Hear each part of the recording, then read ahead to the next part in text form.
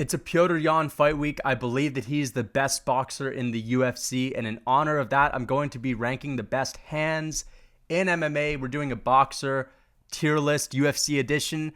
And before I get into this, I want to mention that the guys in the upper weight classes who are usually less skilled, less quick, especially with their hands, I'm giving them the benefit of the doubt in this video because it would just be weird to rank like the best boxer at middleweight in the C tier or the D tier. So I'm going to give those guys some respect, and I will have them in similar tiers as the better boxers in the lighter weight class, despite the skill discrepancy. Just going to put that out there, and I want to know if you guys disagree with any of my takes in this video. I'm sure that there's going to be a lot of controversy. There usually is with my tier lists.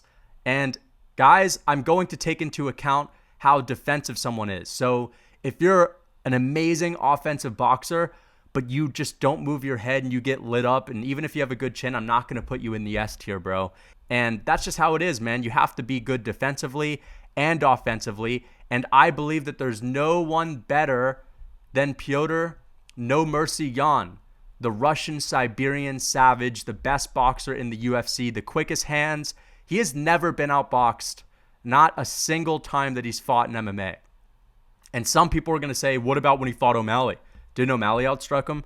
OMalley was using his range, his reach, and his kicks. OMalley's biggest moments in that fight came with a head kick in the third round and a knee from Blake breaking off the clinch in the third round as well. That's not boxing. Petr Yan had the biggest moment in that fight with his hands when he got rocked by Sean O'Malley, then showed how good he was defensively by slipping and rolling O'Malley's shots, and then he came back, grabbed the hand of Sean O'Malley, went over the top, landed a massive shot, and O'Malley had to hold on to Petr Yan for dear life in order to stop himself from falling down. If those two dudes were to just box, Petr Yan's winning every goddamn time. He was the better boxer in that matchup. It's just that Sean O'Malley is probably a better pure kickboxer, and that's just the truth, man. In a 5-rounder, I truly believe Petr Yan wins on the feet anyway. But yes, I'll give you that. O'Malley's a better kickboxer. But Petr Yan on the feet, bro, dude, he is so goddamn good. Defensively, he has some of the best head movement.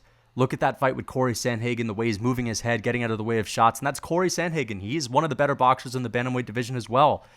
He was able to, go toe-to-toe with Jose Aldo in the pocket, which is not where a lot of guys want to fight Jose Aldo. They want to fight him on the outside. They want to get in and out. He's right in the pocket with Jose Aldo, outboxing him, going to the body, free-flowing combinations.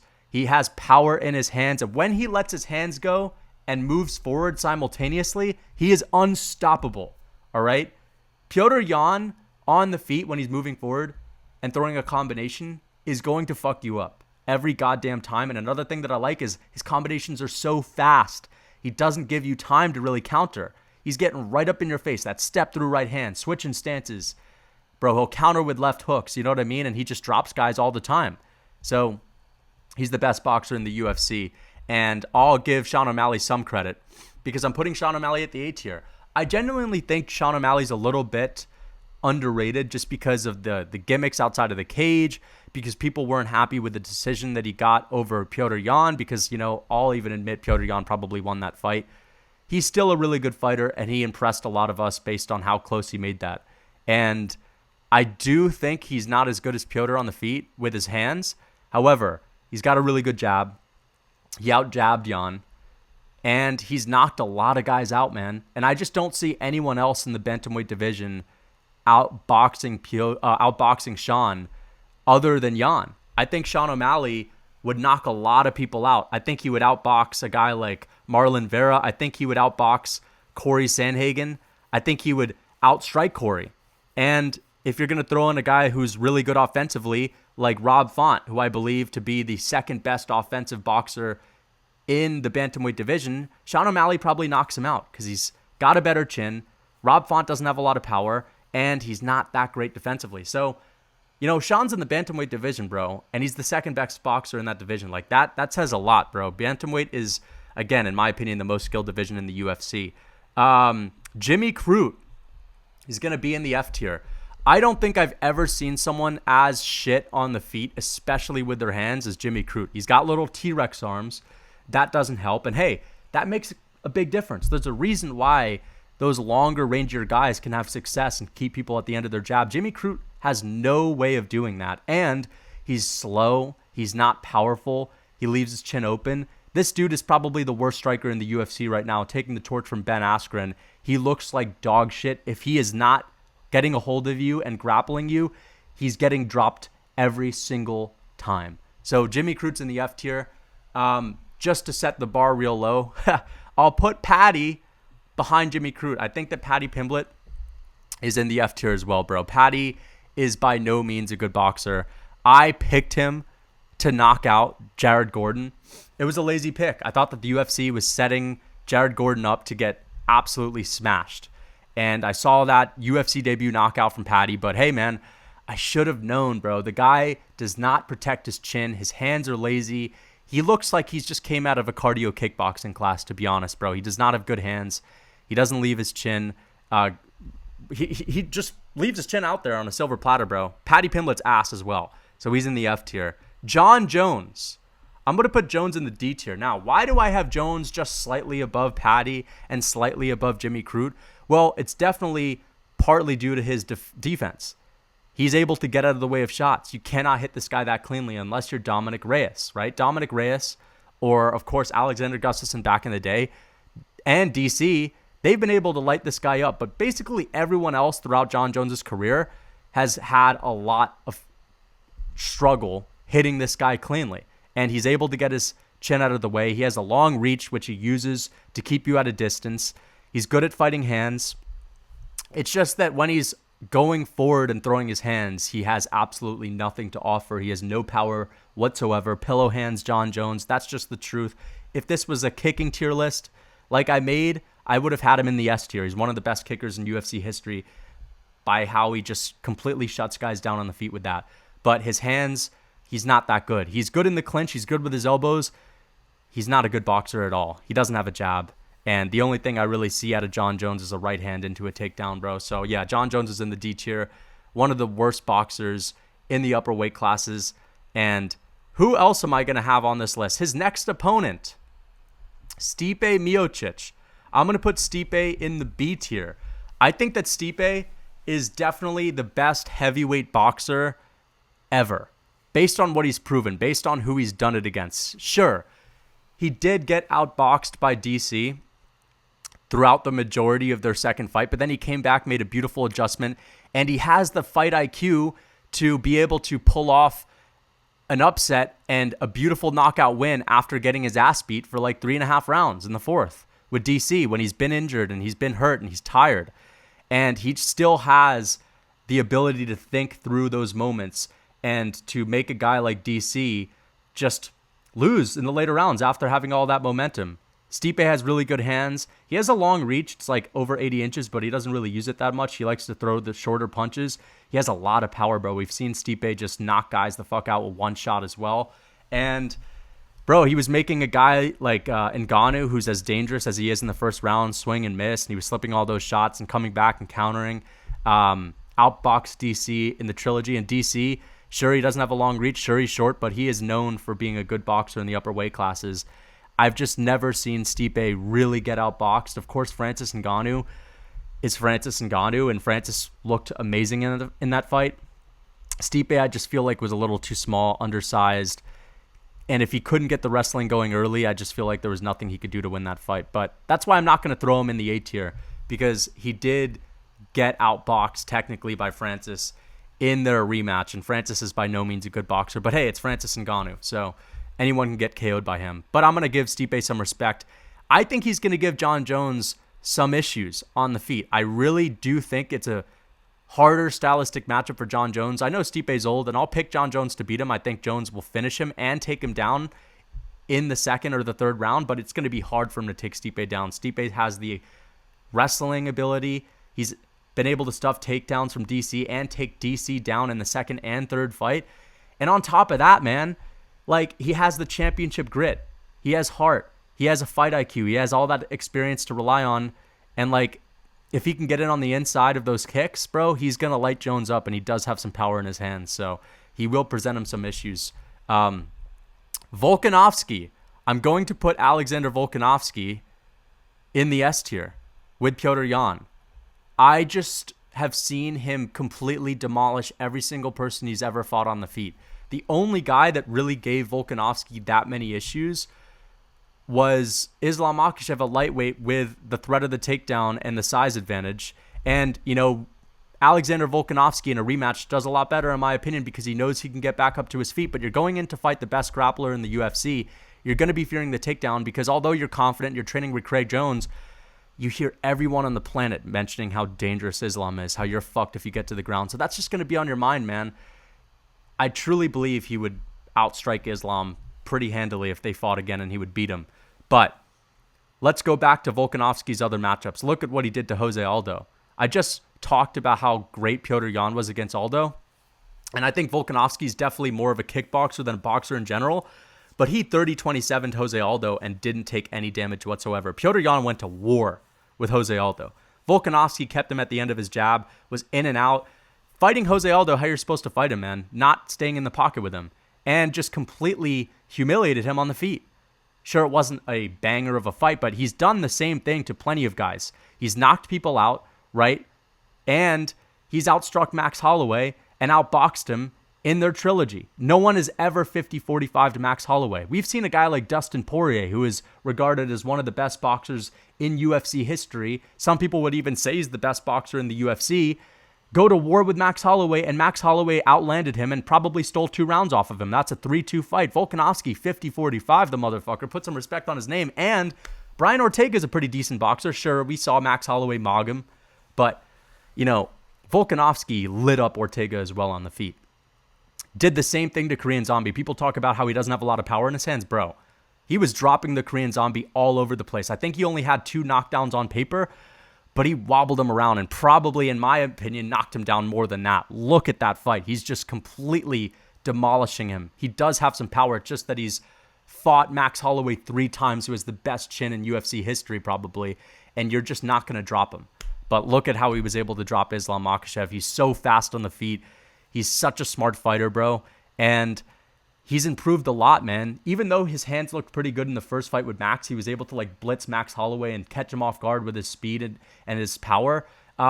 He has improved a lot, bro, because he still wasn't as good as he is today in that fight with his hands.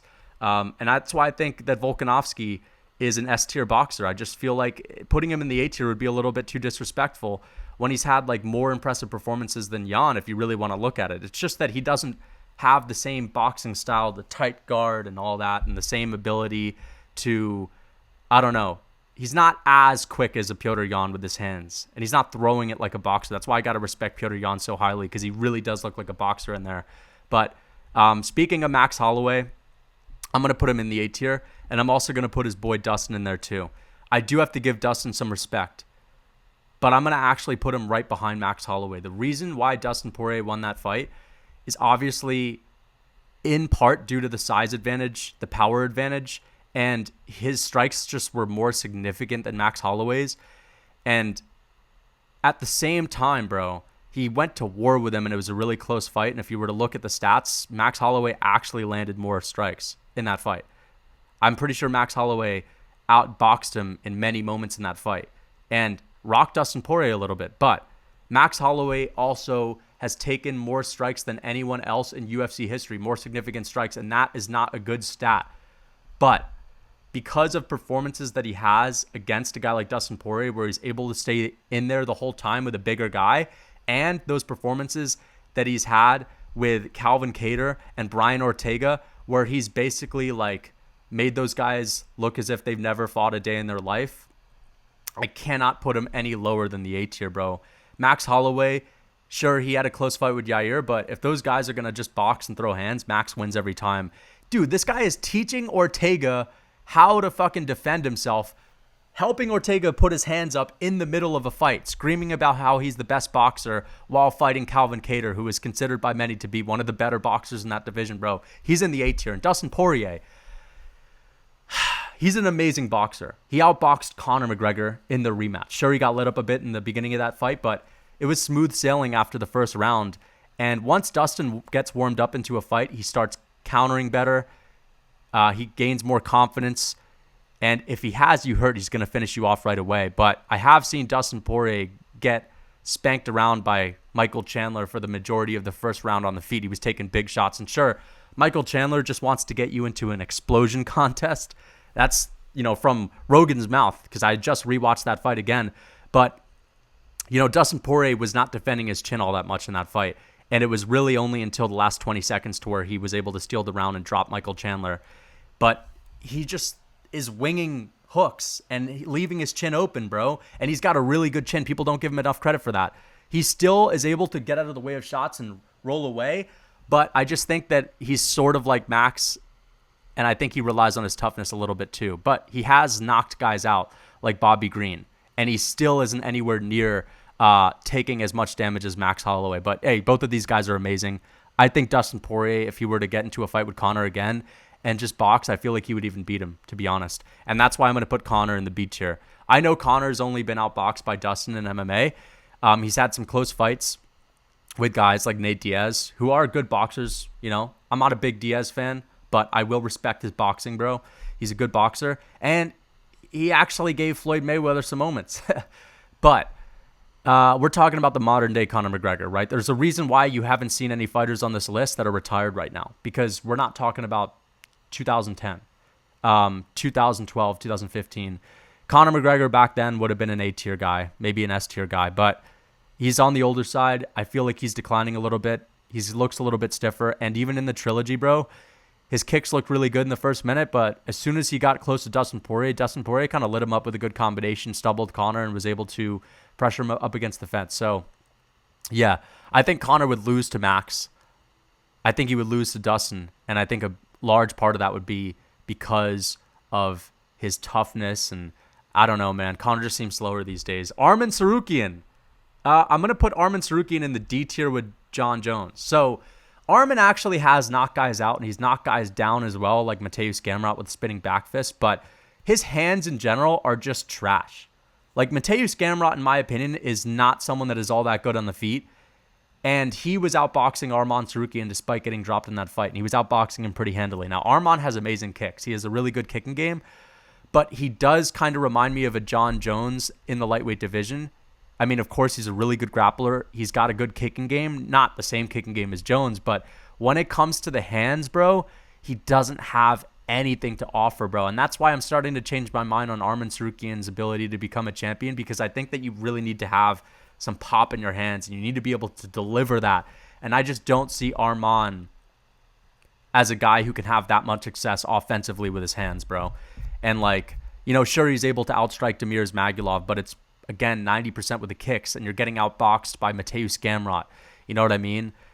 I really have not seen Arman Sarukian have much success with his hands, bro, on the feet. I know he has a knockout early on in his UFC career, but what can I say? He's a D-tier boxer. Israel Adesanya. I'm putting Adesanya in the B tier as well. He's just had really close fights with guys like Jared Cannonier, right? And I really believe that the way he was able to win those fights was with his kicks. That's it. He doesn't have that much to offer. Unless you're going to blitz him down, you're probably not going to be in much danger with Israel Adesanya. For some reason, he looked so good against Alex Pereira, bro. But he doesn't have that equalizer, man. I know he's KO'd a guy like Robert Whittaker, but I'm going to put Whittaker in the A tier. I think Whittaker is the best boxer at middleweight right now. We saw him outbox Israel Adesanya in their rematch. A lot of people had Whittaker winning that fight, including me. Israel Adesanya, 90% of his success in that fight came from his kicks. And that's the same thing in his fights with guys like Jared Cannonier. He was getting out-jabbed by Jan Blachowicz. And Jan Blachowicz is known as a kicker. He was able to out-kick Israel Adesanya as well and shut down his kicking game by checking his leg kicks. But I don't know, man. I really haven't seen Adesanya look that amazing with his boxing outside of that first Whittaker fight, bro. I really haven't. Sure, he has a highlight of him slipping punches from Marvin Vettori, but that's mid-Marvin, bro.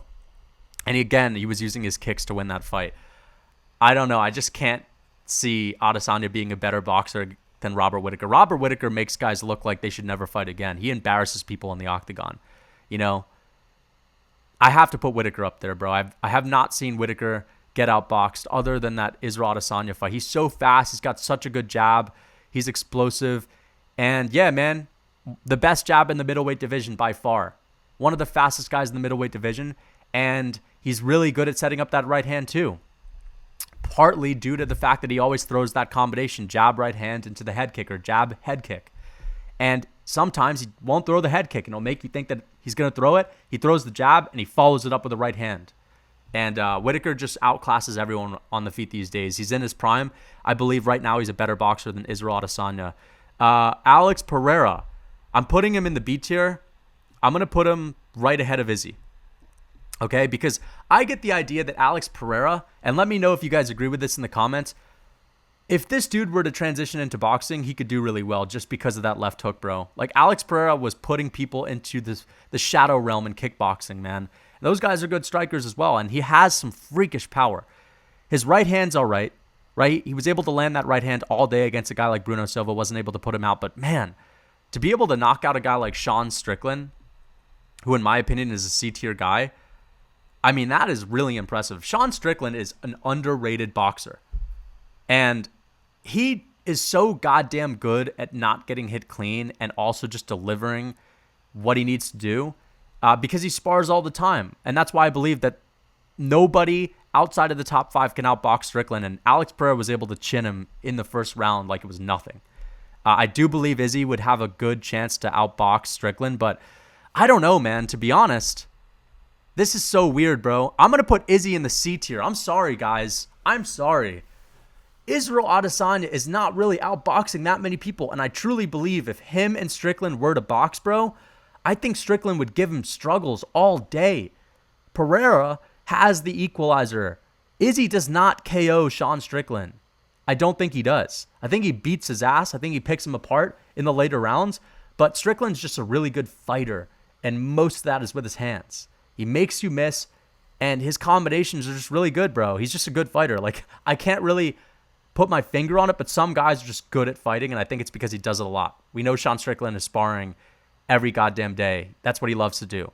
Israel Adesanya, his kicks are amazing. His fight IQ is really good. He has amazing cardio. He has a long reach. He has a good chin.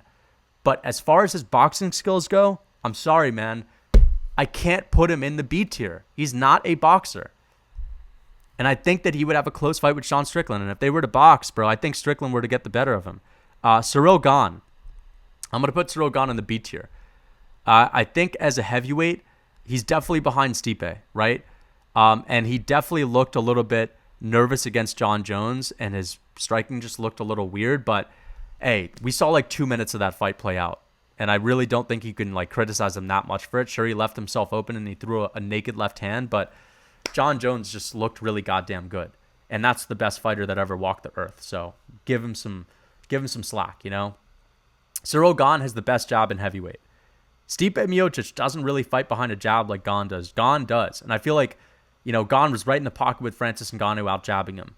You know, out striking a guy like Volkov who is really tall. And Cyril Gone is definitely one of the best kickers in the UFC, but I do respect his boxing as a heavyweight. As I said, I don't think he's a better boxer than Conor McGregor. But I think he's better than Alex Pereira, bro. I really do. Actually, I don't know. I feel like Pereira has that equalizer, man, and Cyril Gone does not have that, but he's got an amazing jab. And yeah, it's just that his combinations are not that clean. That's why I have him behind Stipe. Bobby Green. I have Bobby Green as a B-tier boxer, right? And I'm gonna put Rafael Fiziev in the B tier as well. I think Bobby Green is a better boxer than Rafael Fiziev. And it looks weird having Bobby Green in the same tier as like Gone and Pereira. And same thing as Fiziev. But hey, Bobby Green has amazing boxing. And sure, he got knocked out in his last fight against Drew Dober. But we've seen Bobby Green just dance around guys. Like, he's like the Floyd Mayweather of MMA. With the way he styles on people, with the way he talks shit in a fight. He does the Philly shell really well. Leaves his hands down, but he has lightning fast hands. And he took it to Rafael Fiziev in their fight. Beat his ass in the latter half of the second round and the third round. Fiziev definitely has more power. He's got like crispier hooks, but the straights and the jab and the right hand from Bobby Green, like one of the best 1-2s in the game, in my opinion. And that's why I have him in there. Rafael Fiziev just has that power and is so technically sound with his hooks, man. We saw that combination that he used to put out Renato Moicano going to the body and then following up with a hook on the top. I mean, he's got really nasty boxing combinations as well. So I'm going to put him in the B tier. Let's see who else we have. Adrian Yanez. I think I'm going to put him in the B tier as well.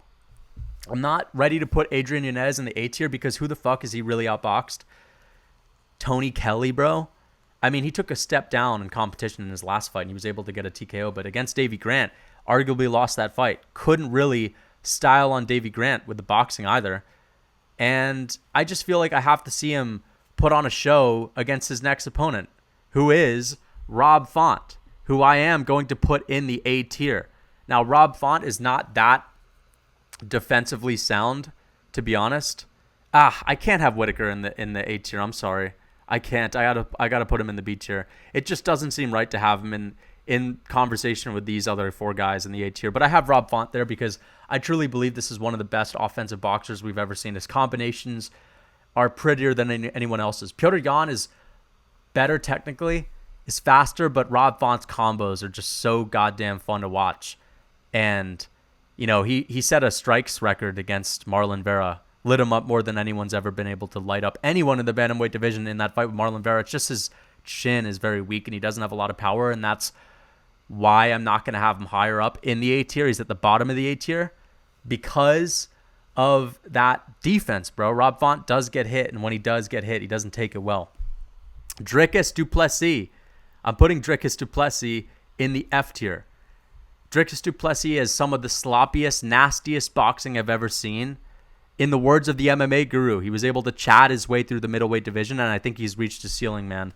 Like, he was getting tagged by Derek Brunson, lit up by Derek Brunson. Darren Till was spamming left hooks in the second round. That was the only thing he was throwing, and he was still outstriking Dricus in that round. Dricus du Plessis doesn't really have anything noteworthy with his hands. And he's sloppy, and he's a middleweight, and he's slow, and he's lethargic when he fights. He's just a tough, athletic, strong guy with decent grappling, and he's powerful. But he's not fast. He's a sloppy middleweight, a good representation of the middleweight division. Chris Curtis. Right? I really think that Chris Curtis, guys, is a C-tier boxer. Chris Curtis is pretty good. And I think that outside of the top 5, I feel like he would knock out pretty much everyone that he fights. I think he would knock out Andre Muniz. I think he'd KO Brendan Allen. You know, he did get outstruck by Jack Hermanson, which was weird, man. But Hermanson has the kicking game, bro. He has a high output. That was a weird fight. But Chris Curtis also took it on short notice. Remember, it was Darren Till who was supposed to fight Jack Hermanson in London. Then Chris Curtis took over. But yeah, Chris Curtis has good hands for the middleweight division. He can counter really well, and he's very powerful. And, you know, when he was fighting Joaquin Buckley, it just seemed like although Buckley was outstriking him before he got knocked out, Buckley was doing so much more than Curtis just to be a little bit out in front, where Curtis can kind of sit back and wait and pick his shots and still get the better of guys. He has good hands. I credit that to his training with a guy like Sean Strickland. But yeah, I'm putting him in the C tier. Kamaru Usman. I'll put Usman at the top of the D tier. Usman has a great jab, right? He has a really good jab. You know, I don't know. I kind of want to put him in the C tier, man. He's got decent hands, bro. He's got decent hands. I'll put him in the C tier. I'll put him at the bottom of the C tier. Because I feel like he would be able to do all right against some of these middleweights just because, you know, the middleweight division is so ass. He's got a really good jab. Was able to outbox Gilbert Burns, outbox Colby Covington, right? He's just been able to fuck people up on the feet in the latter half of his career. He was piecing up Jorge Masvidal in their rematch, and, like, you have to give him some credit for his striking. But after the second punch, like, if he tries to throw a combination, it all falls apart after his second punch. Throw a good jab, maybe a hook to follow behind it, but after that, he's just windmill punching. So that's the issue with Kamaru Usman. He's still very green and sloppy. You know, he cannot throw good combos, but I got to respect the jab, man. Jalen Turner. I'm going to put Turner in the B tier. I'm going to put him in the top of the B tier. I think that Jalen Turner would outstrike Conor McGregor. I think he would outbox Conor McGregor. Just because he's younger, he's faster.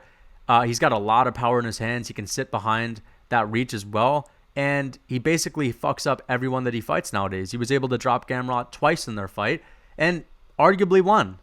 I don't think there are many guys that could really beat Jalen Turner in a striking battle, and partially due to his boxing, bro. This guy goes to the body more than many guys in that lightweight division that are good strikers. He goes to the body more than Dustin Poirier. I think Fiziev, that'd be a close match. But if you were just to look at their boxing exchanges, if they were to fight, I feel like he would give Fiziev issues because of that reach, and because of his speed. But his combinations are so quick, man. His hands are fast, so I got to put him in the B tier. He's really good. Islam Makhachev. Dude, I'm going to put Islam Makhachev in the B tier, bro. Defensively, he's really good. He's a really good defensive fighter. He has, one of the best abilities to not get hit in the UFC. That's just statistically proven. And he's got some powerful hands. He's got some good straight shots. Doesn't always have his feet under him when he throws, but I got to respect him, man. For a wrestler, he's very complete. He's got good striking. That's what I think. But I'm going to put Leon Edwards higher up in the B tier. Leon Edwards, I mean, dude, he was piecing up Usman on the feet pretty badly, right? And, that fight wasn't as dominant as some people like to think it was because there were many exchanges in the first, second, and third round where they were on the feet in the start of those rounds, and he was piecing Usman up. And he's a sharpshooter. He's fast, outboxing Nate Diaz. He's a good boxer. And I think that he does fight to the level of his opponent, so that's why he's not really washing anyone out. But yeah, he's still a really good boxer. Brandon Moreno, I'm going to put Brandon Moreno in the A tier. Really underrated striker, underrated fighter in general. He's good everywhere the fight goes. Really beautiful scrambles, but his hands are amazing. I've never seen this guy get outboxed. Was able to just fuck Figueiredo up in their second fight and in their fourth fight as well. And it was really the kicks that made a big difference in the third fight. I know that Figueiredo was able to drop him, but Brandon Moreno won 20 out of those 25 minutes. You know what I mean? And he has really good hands, beautiful jab. People don't give the flyweights enough respect because we don't really, look at the flyweight division and hype it up that much. But they are extremely skilled and they are the lightest weight class guys. So they're going to be extremely fast. I got to respect it. Jack Della Maddalena. I'm going to put him in the B tier. I feel like this dude could give anyone a run for their money with his hands. I think he would knock out a guy like Li Jingliang. I'd actually give him the edge. Sure, that's a dangerous fight. I want to see him fight Li Jingliang, who has the most knockouts ever at welterweight, but I feel like he would knock out a lot of guys. He would knock out Neil Magny. I think he would be able to give Jorge Masvidal a tough fight on the feet. And I also think that he could probably knock out Kevin Holland. I do. You look at this guy's power. You look at his ability to go to the body and hurt guys to the body as well. He's just a little bit different. He keeps a high guard. He's hard to hit. The first shot that he really threw on Randy Brown, he was able to put him down with it, and I don't think that's a lucky shot. He's a patient killer. So yeah, I'm putting Jack Della Maddalena in the B tier. Let's see who else we got. Ian Gary. I'll put him in the B tier, but the bottom of the B tier. He has no power. He has pillow hands. So that's my take on Ian Gary. The guy has some pillow hands. Beautiful jab, quick hands, beautiful combinations. But in order for me to have you in the A tier, you also have to beat someone that's kind of noteworthy. And Ian Gary just hasn't really done that. His best win is over Song Kanan, which is a good win, an impressive win, but I can't put him any higher than that. Tom Aspinall. I'm going to put Tom Aspinall in the B tier. One of the fastest guys in heavyweight history, bro. This guy is so quick. And people forget that when he beat Volkov and submitted him in the first round, he rocked Volkov badly in the first round with a combination that a lot of people missed just because of how quick it was. And he's got a lot of power, man. So I'm putting Tom Aspinall in the B tier. I believe in this guy's hand speed. Yeah. Stephen Thompson. I'm going to put Stephen Thompson in the B tier. He does rely heavily on his kicks, but I'll put him at the top of the B tier because he is a phenomenal boxer as well and doesn't get enough credit for his hand speed, his combinations. So I am going to put him at the top of the B tier. Guys, I'm kind of speed running because we do have some more people, but Calvin Kattar, I'll put him in the B tier as well. And I'll put him at the top of that B tier. Outside of his fights with Max Holloway, he's basically outboxed everyone that he's fought. We saw that happen with a guy like Giga Chikadze, where a lot of people were picking to win that fight. He lost to Josh Emmett, but I believe that was a robbery. And yeah, we've seen him outbox a lot of guys throughout his UFC career, man. He's got really good hands. Who else should I throw in here, man? Oh yeah, Yair Rodriguez. This guy has some really fast hands and doesn't get enough credit for it. He was really fucking up Brian Ortega on the feet. And Brian Ortega, say what you want, he might not deserve to be ranked in the top 5 anymore because he never fights and he doesn't have that many impressive wins. But he's known to have decent hands in the featherweight division. And Yair Rodriguez, like, lit him up. Yair was able to light up Josh Emmett too. We didn't see a guy like Calvin Kattar do it, which is why I think he's better than Calvin Kattar, to be honest. I think he would literally outbox Calvin Kattar. But he does rely on those kicks to set up those punches because he throws a lot of shots after he lands a kick. Go with a head kick and follow it up immediately with a 1-2. But his hand speed is ridiculous, man. And he had moments where he was able to land a lot on Max Holloway. So I'm going to put him at the top of the B tier as well. Jeff Neal, Hands of Steel. I'm going to put him in the B tier. Really good boxer for welterweight. If him and Leon Edwards were to box, I'd definitely favor Jeff Neal, Hands of Steel. I feel like I needed more tiers for this video, guys. Because, like, I'm starting to get the idea that this B tier is just a little bit too packed and crammed up. And there's just a little bit too high of a diversity of people in there. So, yeah. Corey Sandhagen, I'm going to put it in the B tier. He had a good fight with a guy like Song Yadong, but I feel like Song Yadong was actually getting the better of him in boxing range. Corey Sandhagen was out kicking Song, had really good elbows. He's just a craftier guy with his experience. He's like a veteran in there, so I think that's kind of what gave him the edge on the feet, but he still really does have good hands. Anyway, guys, I could go on all day. I hope that you enjoyed this video. I still have other guys to rank, but I don't want this video to be too long. I will rank one more guy, and that is Ilia Topuria, and I'll put him at the top of the B tier.